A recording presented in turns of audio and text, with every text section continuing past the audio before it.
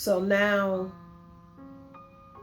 we're at the space where they have set the date for the surgery, and at this up until this point, I hadn't told many people.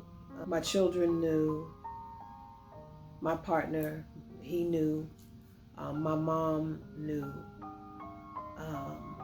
I don't think one other person knew. She actually was on her own journey with the same sort of thing, but in a different part of her body. She knew. But I didn't share with everyone because I knew that I couldn't hold their worries, fears, or whatever those things would have been, and navigate what I needed for me. So now, just as I got to the point, maybe a week before the surgery, I created a communication list of who I thought should know. So I reached out just before I was having the surgery because I did feel like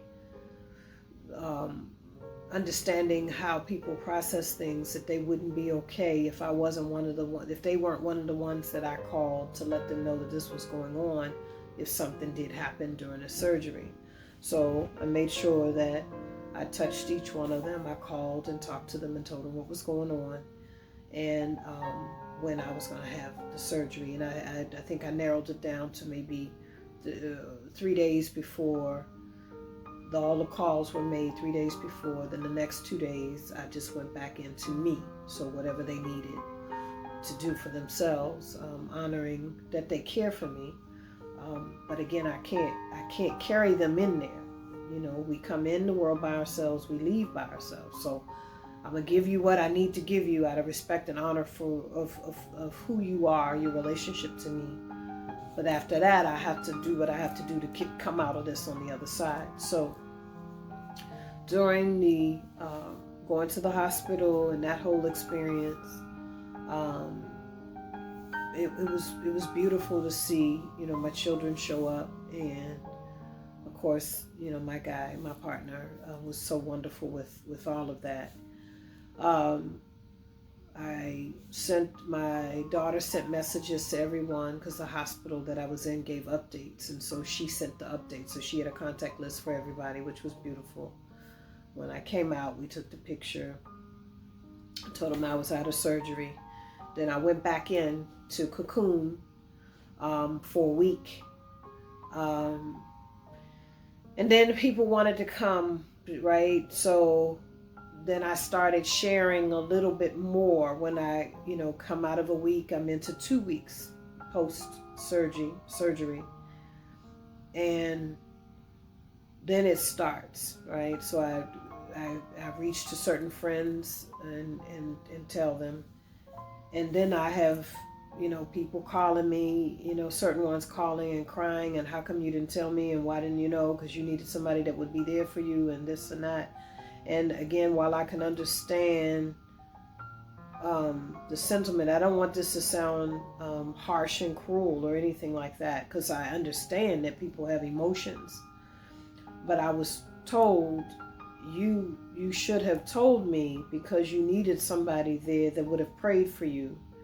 I'm a prayer warrior, and I need to be there. And somebody else had this going on too, and then started telling me about other people who had this and who had that, and what their conditions were. And and as I was listening to that, I became overwhelmed. Again, remembering I was told to protect my energy, and so now I get this dump, and again, I'm understanding that that's how you feel. But in the middle of me navigating what I'm navigating, is it really fair to bring that to me then? No.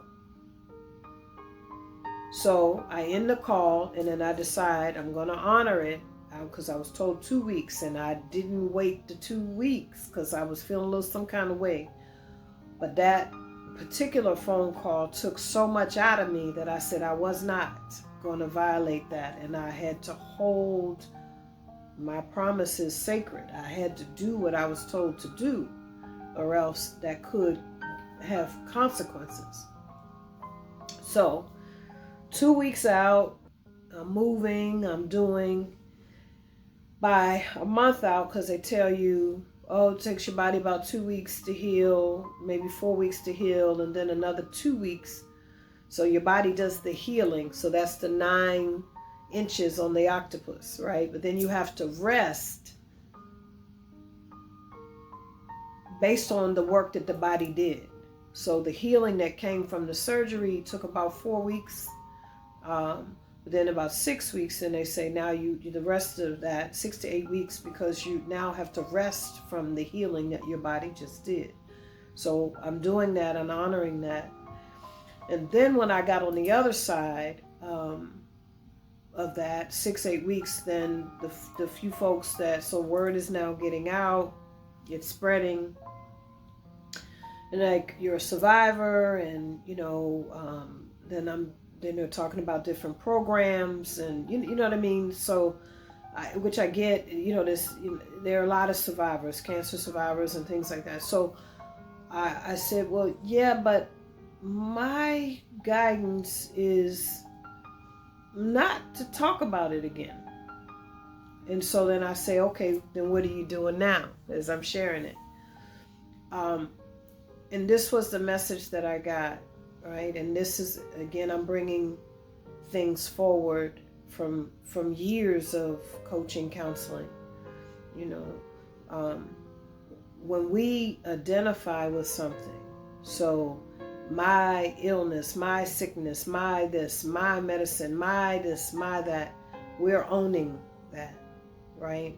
We are attaching to that, and whether or not we understand it or not, that my with that association is ego, because we develop our personality and our persona, most of us, based on what ties and connections we have to things. And so now the association with any condition as a my is putting you in a space where that ownership of it brings all of the energy of it into you. And each time you repeat an aspect of it or replay that association, then you're putting more toxins, more chemicals based on those emotions, right? The emotions can only register from a chemical release. So when we're replaying a thing, because the body doesn't know whether it happened now or in the past, those chemical releases are happening. So Spirit told me, because I do workshops, I was traveling to Atlanta for a workshop, and it was October, so now it is 8 weeks since I had the surgery, but Spirit said go. And I had to do, when I say I had to, but I went and did a workshop, and part of that was a major healing and releasing for the ladies in the room.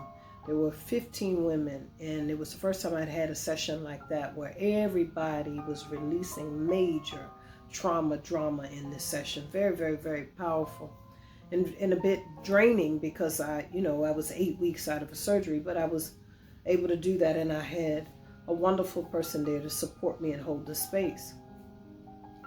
And one of the things that I said to them is I gave them a blow-by-blow, much of what I'm doing here, but from a different perspective. And what I said to them then is that this is probably the last time that I'm going to repeat it like this, because I don't own it the same way. I have gone through the process, had the surgeries, went inside, did the work to the point where what they saw was no longer. Like with 3 different tests, 3 different samples, there was nothing there when they went in. But I also knew that the release was get those fibroids and that energy out of my body so that I can move forward next steps in my life.